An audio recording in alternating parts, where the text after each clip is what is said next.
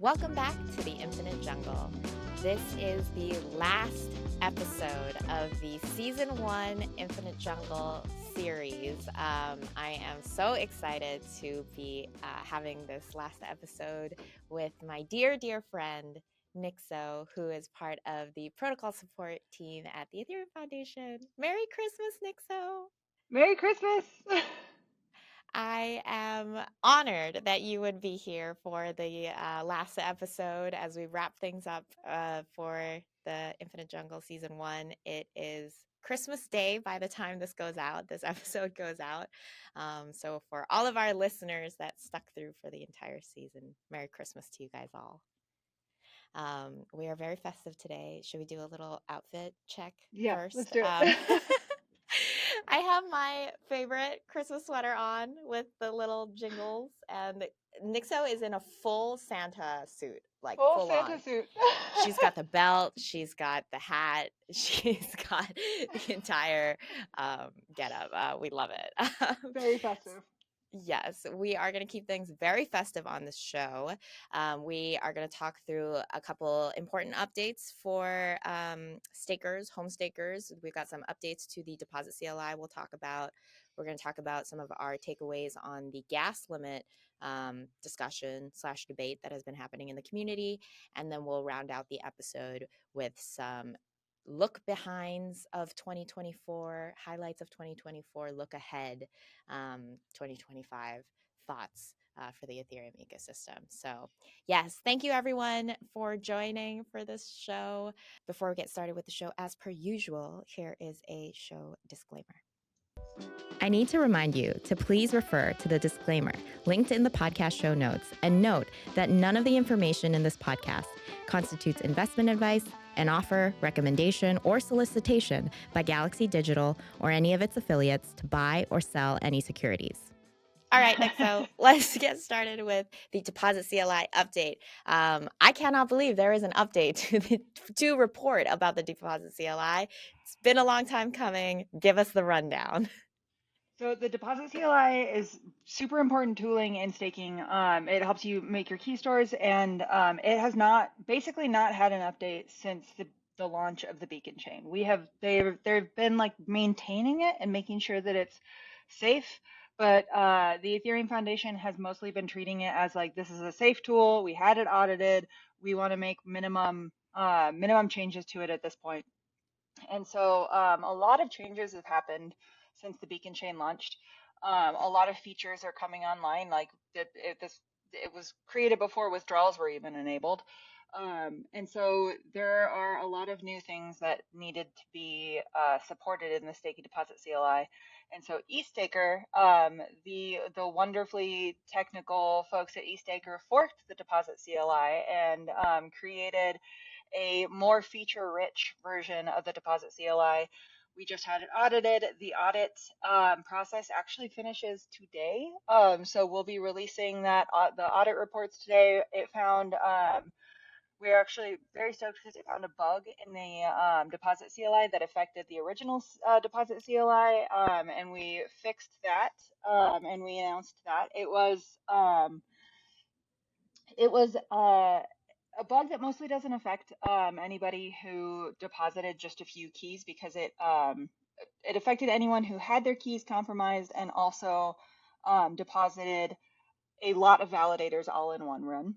And so EthStaker had done responsible coordinated disclosure with all of the affected large staking providers.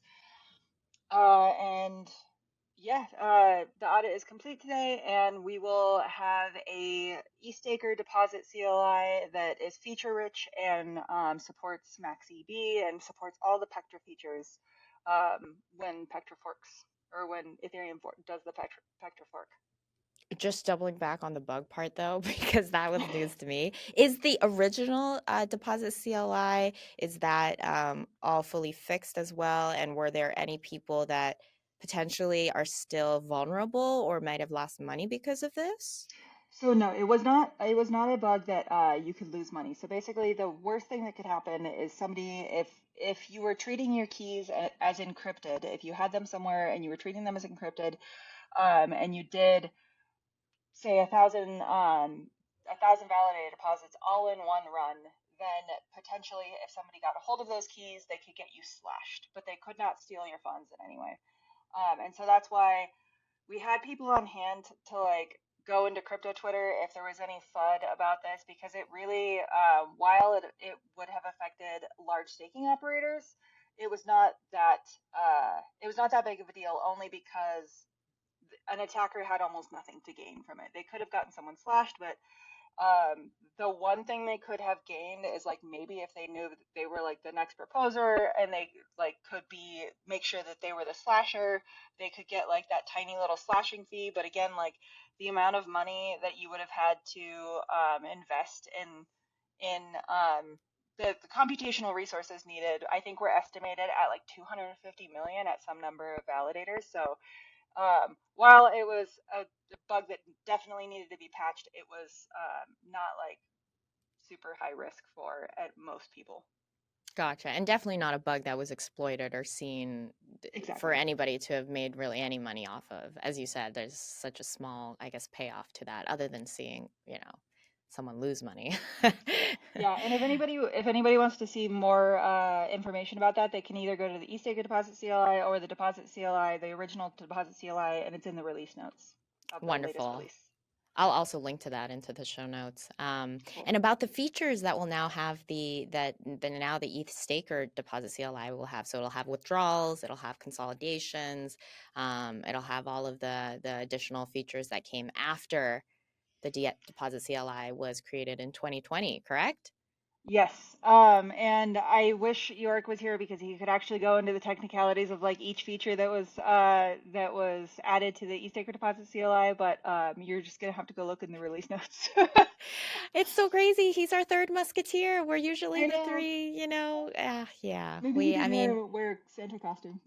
Well, yes. We wish you a happy holidays, Yorick, wherever you are in this world right now.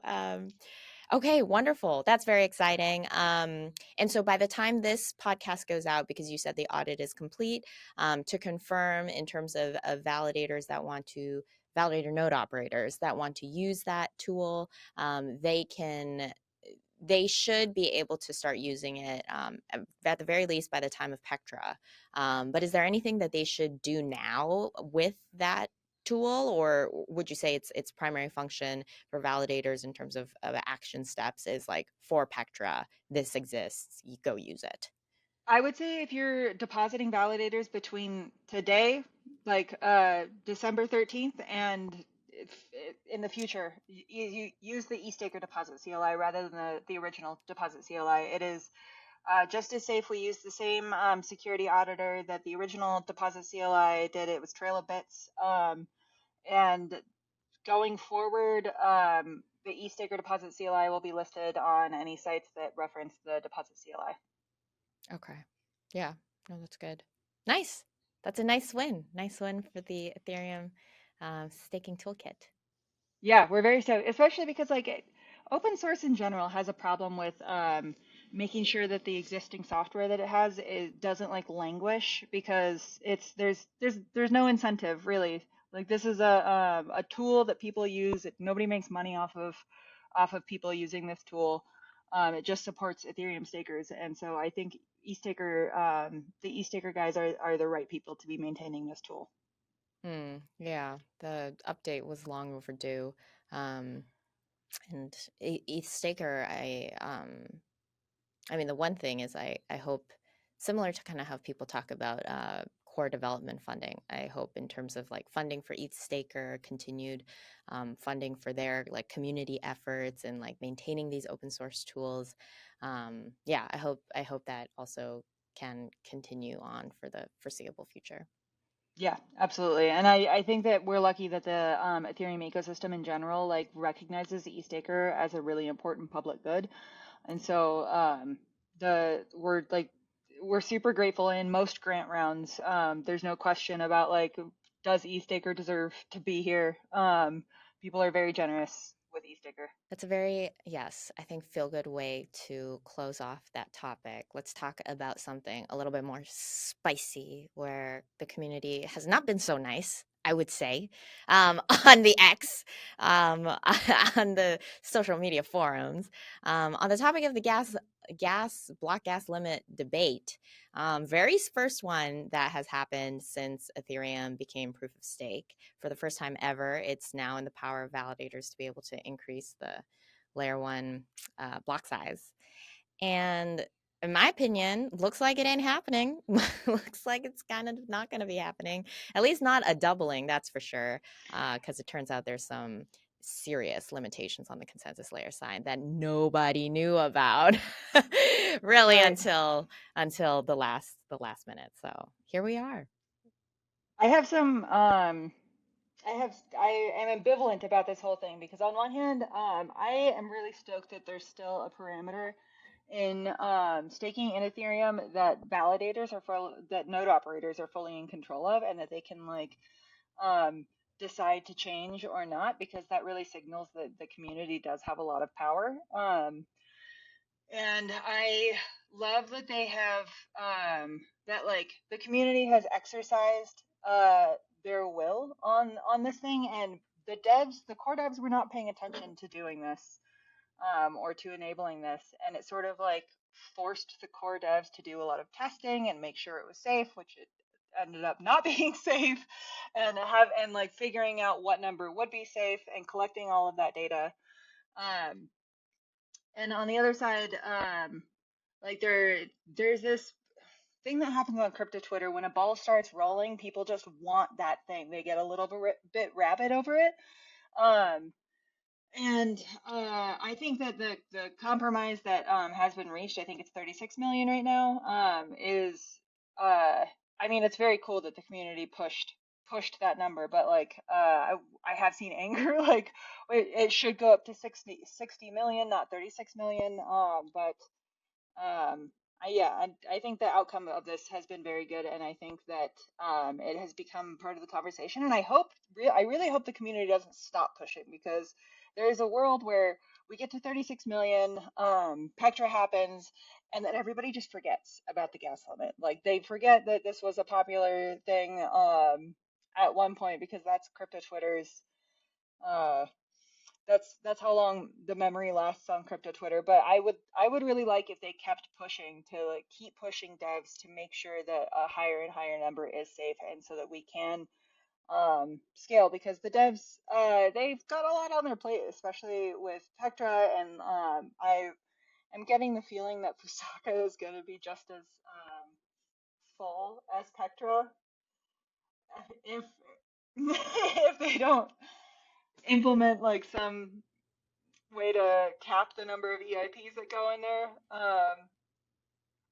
So yeah, they've got a lot on their mind, and they're not going to pay attention to these extra fork things, like these things that don't have to happen in a fork unless they're forced to look at it. I agree. You said you didn't have predictions for this show, but you do, and I agree with you. I think Fusaka is going to be a heck of a large fork. On the topic But of hmm?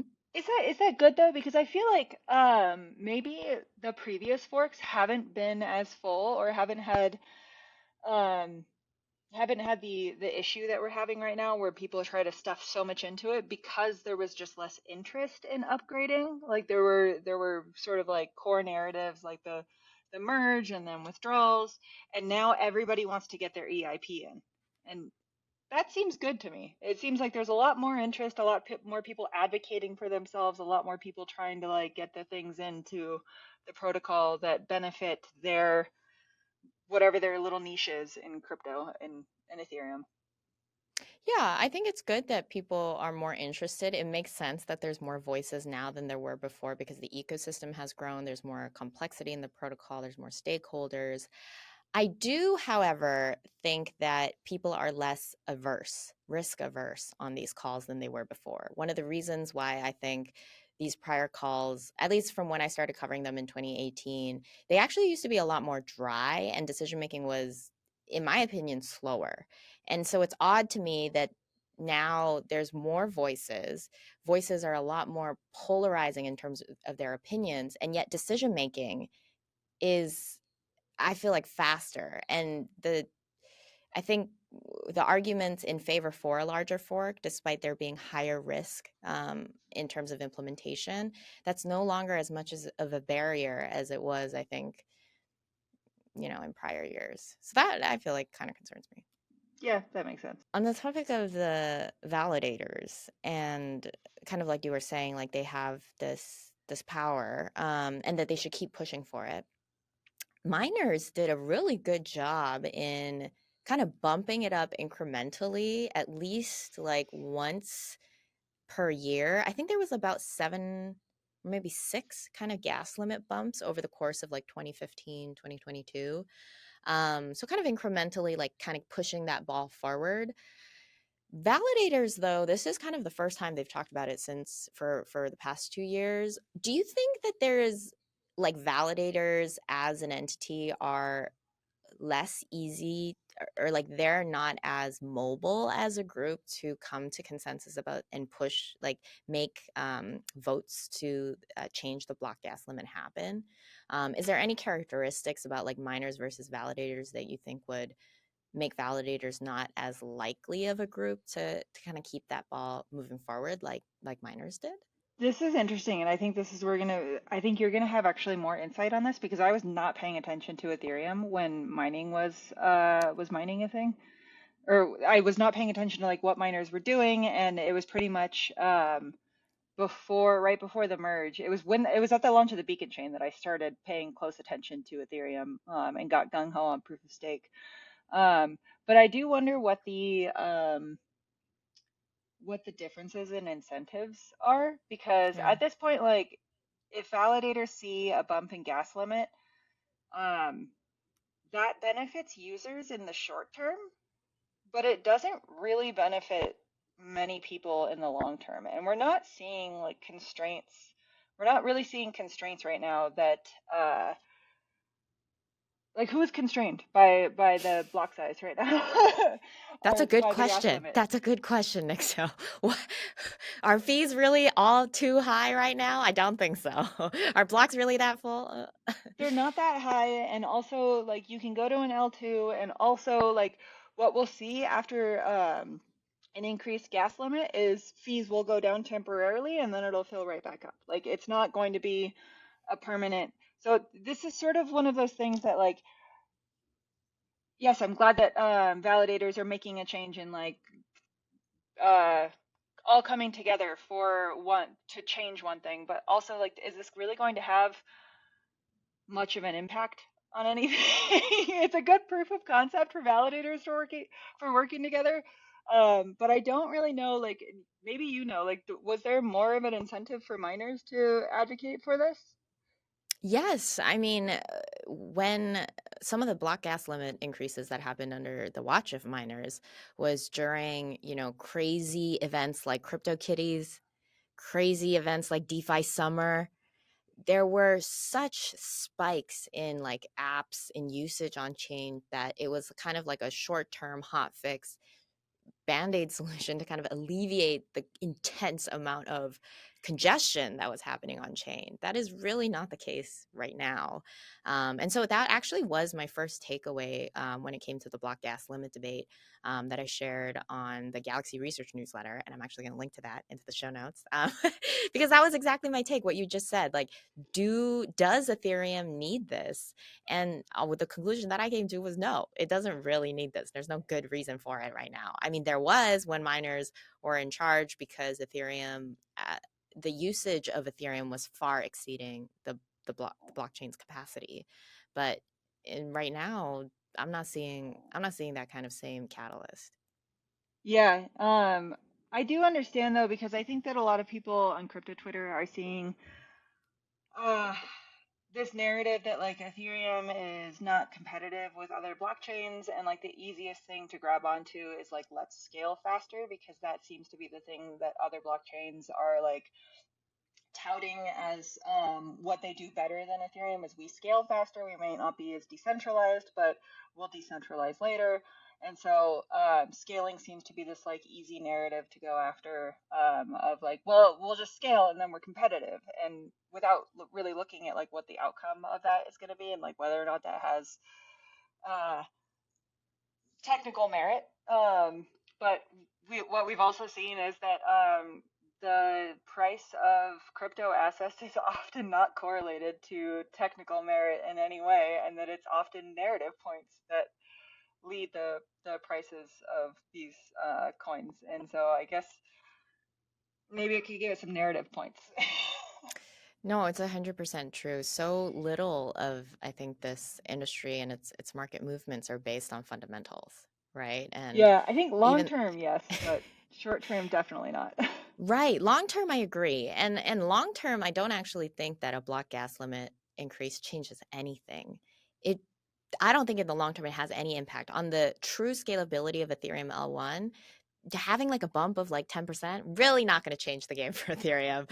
However, you're right, it is like a short-term kind of pick me up that people could latch onto. Unfortunately, I think the bigger uh, I would say the bigger learning from this entire debate and discussion was this kind of like out of the blue consensus layer focused researchers and developers being like, oh, wait, there's actually a technical limitation nobody knew about.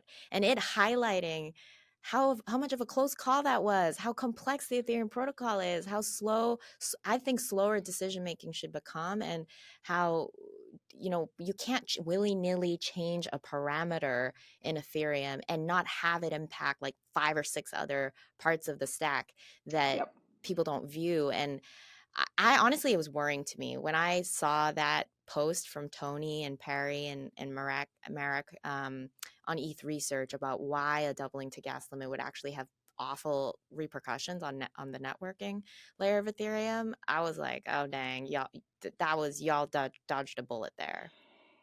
I would put it less as like we're moving slowly and more of that like maybe we're being too reactive rather than proactive. And I think that there actually is a bottleneck there, and that's testing, because we have an incredible testing team, the ETH Panda Ops team, but it's quite a small team.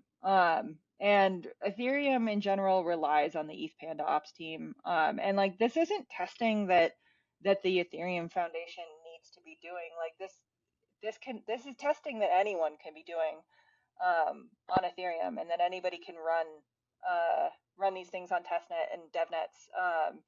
But the Panda Ops team is the one who ends up catching these things because crypto Twitter heats up about a block gas limit, and the ETH Panda Ops team, who's heads down on testing Petra stuff, is like, we're gonna divert our resources over here real quick and make sure this is safe. Oh shit, it's not safe. Send out the word quickly. Somebody contact Yeah. Lido. Yeah, and honestly, Yeah.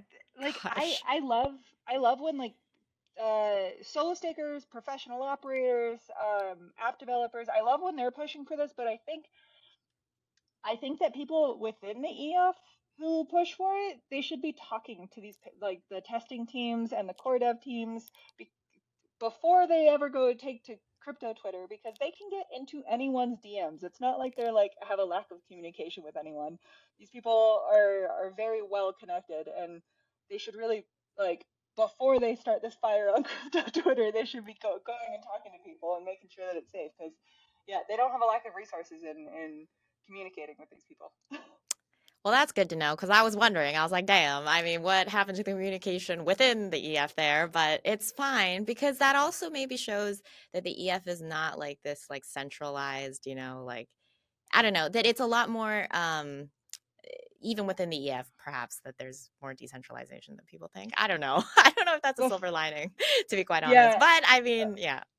before I ever worked at the EF, I remember last Dev Connect, there was an EF event that got canceled around Dev Connect because of all like the wartime stuff that was happening in the Middle East. And I got upset because I was like, what? The DevCon team is trying to convince everyone that DevCon is still happening, and this EF team just randomly canceled this thing. Why are there conflicting messages coming out? And the people that I talked to at the EF were like, yeah, I don't know. We don't like these teams aren't related. We don't talk to each other. And I was, all right, this might be good because it really is like a very flat structured organization. But also this is quite messy. Yeah, it's a double-edged sword. And okay, I gotta say, related to this topic, little bit departing from the black gas limit debate, this conversation around Ethereum needing better communications, like a better comms team, or I've been hearing some of this on Twitter.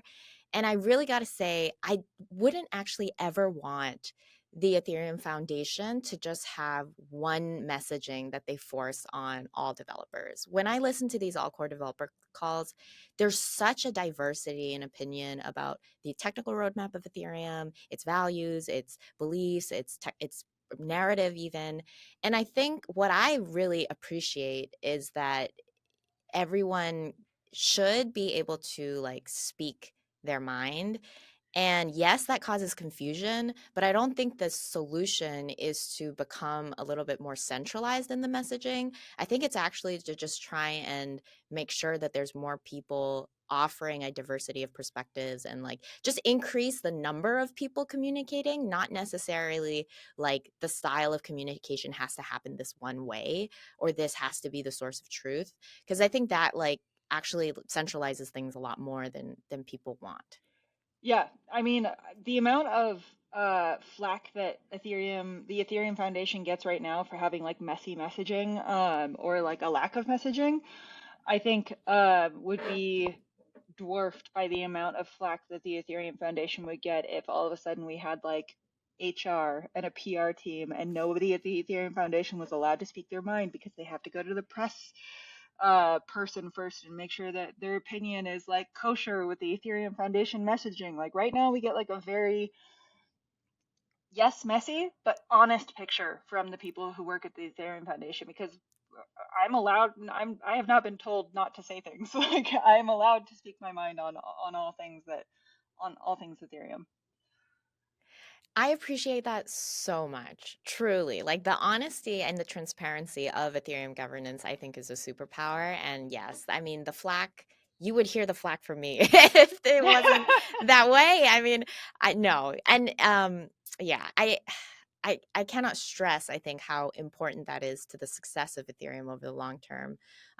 It's messy in the short run, especially as Ethereum just tries to like get to a stage of endgame and like reach its ossification. But the alternative is just so much worse.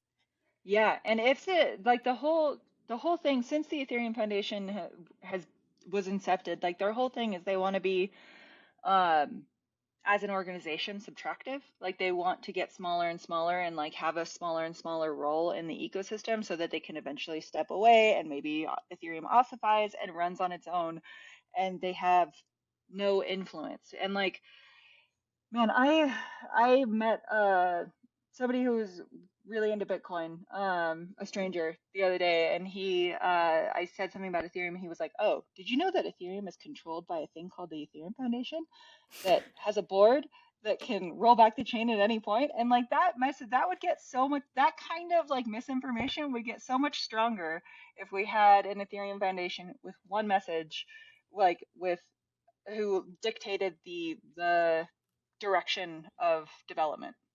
Yeah, 100%. I mean, you'd be Solana at that point. Yeah.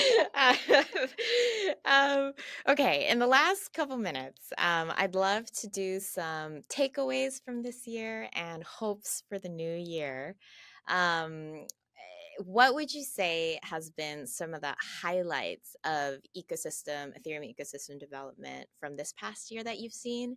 And ideally, like what are some of the things you're really hoping for to see happen, either on an ecosystem level or even just like an organization level or an individual? I mean, whatever you want, like in 2025, like what are you really hoping is kind of like the I don't know, hoping happens to see in Ethereum.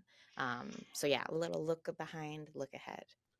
The look behind, I'm going to say I'm very proud of the Ethereum community in general because I have to talk about solo stakers because I am the solo staker. That's how I came up. But like Queen, solo staker we did queen. we did see like an attack on solo stakers this year from a few people in particular who's tried to start a narrative of like do we even need solo stakers? And there was a very strong backlash from the community of yes, yes, we do need solo stakers, and a lot more data that came out about it, and a lot more emphasis that was put on supporting solo stakers.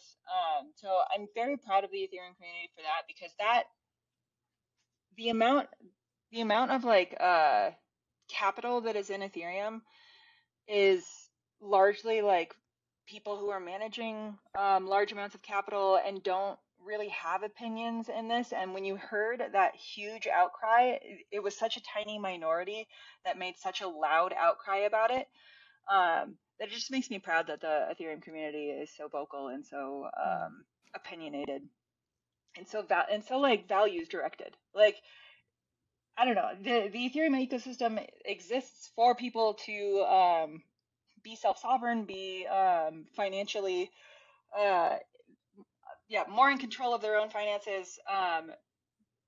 But they're also like there's a set of values in it that doesn't always exist in other financial tools and systems.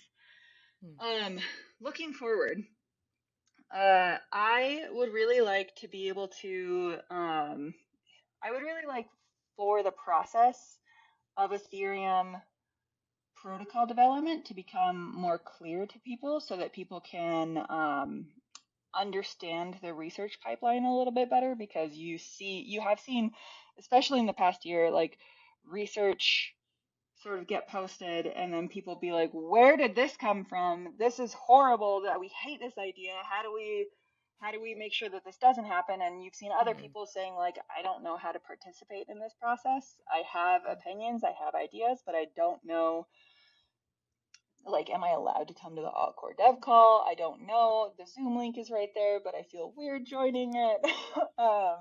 And so I would like all of these processes to become a little bit more like, not, I don't want the bar for engagement to be lower, but I want the breadth of people, because I do think that it is excluding like people who are very competent and could participate in the EIP process and write good EIPs and advocate for, like, if they create a DApp and they work in DeFi, I think that those people could be um, encouraged to write their own EIPs that benefit a lot of people who don't pay attention to protocol development because they're so engrossed in their DeFi niche or whatever it is.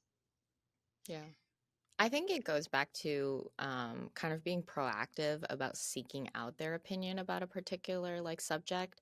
I think one of the things I was advocating for um, developers had said we're not going to be including the increase to the minimum blob base fee recently in Pectra. And it was kind of almost like after this decision had been made to reach out to rollups to see their thoughts. And of course, that was made so that the decision could be made faster.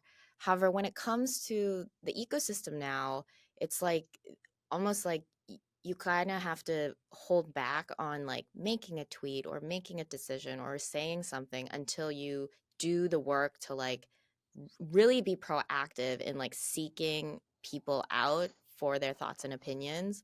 Um, and yeah, like I think that, yeah. I have to commend Ansgar for that, though. I know he was amazing. Yeah, he like went gung ho on sort of like defending rollups, the rollup, um, their their their interests, and so he went gung ho on making sure that EIP had a chance to be included. And then when he did go to the roll call, he was sort of like, okay, we want this, right? And all the rollups were like, we kind of found a way around it. And he was like, oh, okay, I have to go to the Encore Dev call and apologize for for pushing so hard. But it And was he adorable, and did. like, And what a yeah, wonderful man. yes, but like the fact that he worked so hard to advocate for those who are not always as engaged in the all core dev like protocol upgrade process was awesome. Yeah, yeah. I think doing that kind of work, I mean, I really do think that being proactive, getting people, because you, like you said, people are busy with their own thing. Like rollups are building their own technologies, their own stacks. Consensus layer teams are focused on their consensus layer stuff. Testing team is focused on testing. but to the extent that there can be like the protocol support team, like proactively like pulling people in, like moving them, be like, hey, is this going to impact you? If not, okay, please ignore. But like doing that kind of proactive work, I think is so important. Yeah, Yeah. definitely. In terms of, particular EIPs or particular protocol changes you think should be prioritized, any thoughts for 2025? I noticed that PeerDAS was already changed to Fulu specs, to the Fusaka specs, and I was like, oh, that seems a little premature, but all right, it's happened. We will. There's this. I saw this narrative happen today of like, do we think PeerDAS, or do we think EPBS or fossil is more important? And I really hope that those don't get pitted against each other. But I personally think that fossil, like censorship resistance, is going to be incredibly important to get into Ethereum as fast as possible. Mm, yeah, I even saw EPBS pitted against PeerDAS on X. So like we were talking about in the earlier shows, I mean, Fusaka is gonna be whoo, it's gonna Yes, be I think spicy. it'll be even more even more Pectra than Pectra has been. Yeah, that's a good way to put it. Um, Wonderful. Well, I Wait, appreciate so your. I didn't what are your predictions and your look behinds? Well, they're not all Ethereum related. Look behinds highlights from the year, I will say, has been one of them has been the Pectra split. I thought that was a really novel, kind of not seen before kink in the EIP process. I've never seen an upgrade kind of get split before in that way. So honestly, tracking Pectras, there's just been so many new norms introduced into the Ethereum governance process. I think Ethereum governance has been in the spotlight this year. I think it's definitely impacted narrative. I think people are a little bit more confused about Ethereum narrative than they were ever before.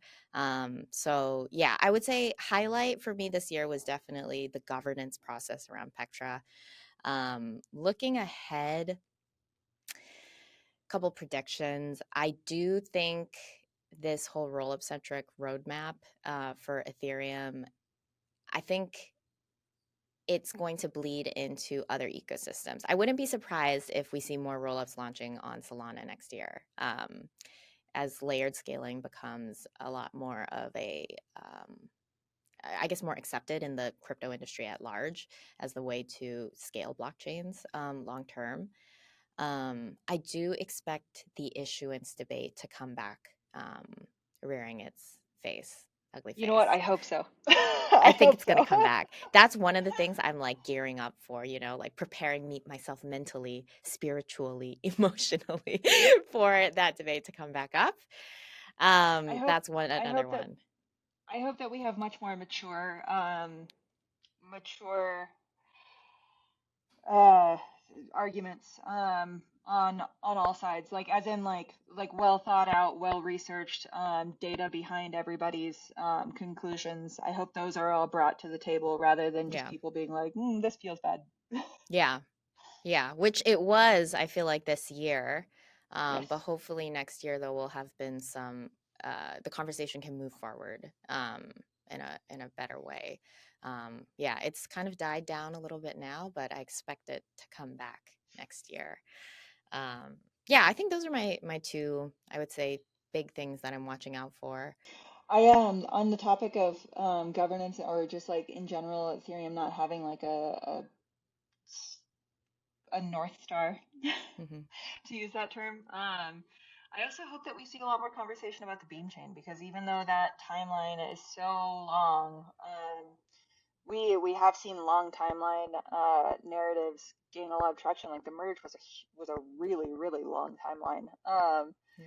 And so I hope that that could bring back like a sense of cohesion among people, and maybe that's the Yeah. point. That's a good point. I mean, am skeptical about the beam chain, to be quite honest, as We could that have a North whole Star. other episode. We could. However, I do think that the one part of the beam chain idea that is actually quite exciting for Ethereum to move into and could become Ethereum's North Star, especially as broader developments happen in the quantum computing space, is if quantum computing does make leaps and bounds, how Ethereum uh, creates the roadmap to ensure that is quantum resistant for the long-term future. Like that, I think, is a real world problem. And if there's a concrete solution for it that developers are working towards, I can see that kind of becoming the next major thing. Yeah, definitely. Yeah. Well, thank you, Nixo, for the lovely conversation. I hope you have a wonderful holidays. I hope you have a wonderful holiday too, and I hope Santa brings you lots of good presents if you celebrate Christmas. Love it, love it. And we wish everybody listening a wonderful holiday season. Merry Christmas again, and a Happy New Year, as this show will be going on break for the next several weeks, likely for a month. We will pre-announce when season 2 is dropping.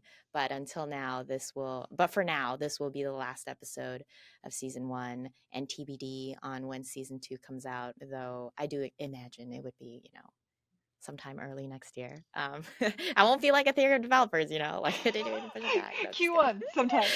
Q1 sometime. But yes, truly thank you. To everyone who's been following this show since it first got started early this year. It's been a real joy. I feel like Infinite Jungle has been a real blessing to me in 2024. Honestly, that should have been my highlight. But it's true. I mean, now looking back, I'm like, yeah, Infinite Jungle was a good project. Well, And thank you, Nixo. thank you for having me and Yorick. I have had so much fun being on these podcasts and increasing the amount of conversation between us. Yeah, yeah. Wonderful. I am signing off from New York. Wait, where are you signing off from, Nixo? New Mexico. We are signing off from New York and New Mexico on this episode. We hope that you learned something new about Ethereum. We hope that you will continue on in your infinite jungle explorations, of the infinite jungle that is Ethereum. Stay safe out there.